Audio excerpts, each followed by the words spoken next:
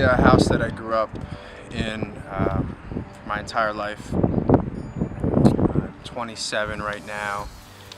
This area is called Bala-Cynwyd, which is part of Lower Merion Township. Growing up, I had pretty much anything that I wanted. My parents would, provide for me, get me whatever I wanted, from playing any type of sport. They would make it happen, and it just goes to show, that really the disease of addiction does not discriminate. It can happen to anyone.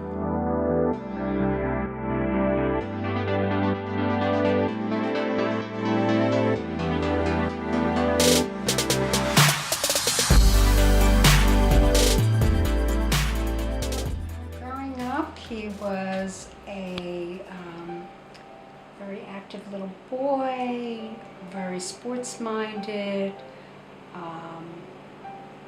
happy, very happy, loved to eat, always wanted to, he was the annoying little brother with his older sister's friends, very active. He played soccer all through high school, and he was very funny. Always very worried about Andrew, although he really kept up a good front, like nothing was wrong, but deep down inside I knew there was something real bad going on, and he never really came forward and admitted to us until several years later. And he didn't want to be this. He didn't want to feel this way anymore.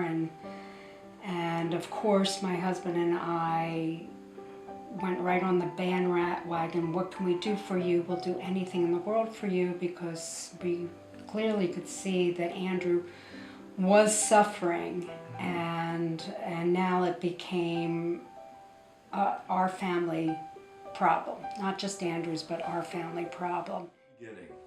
We didn't know. Okay, we had no clue that Andrew was taking drugs. All right.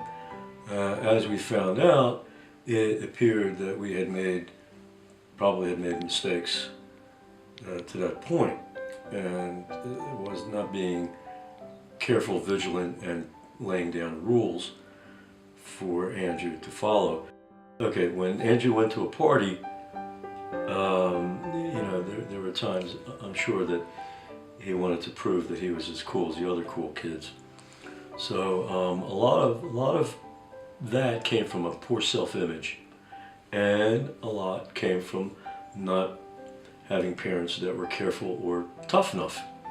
Okay, we just weren't tough enough. The stealing was pretty bad with Andrew, stealing, and he stole from his aunt and uncle, and I got a phone call from them, said that the uncle's watch was missing. I put Andrew in the car. I said, let's get the watch from wherever you sold it.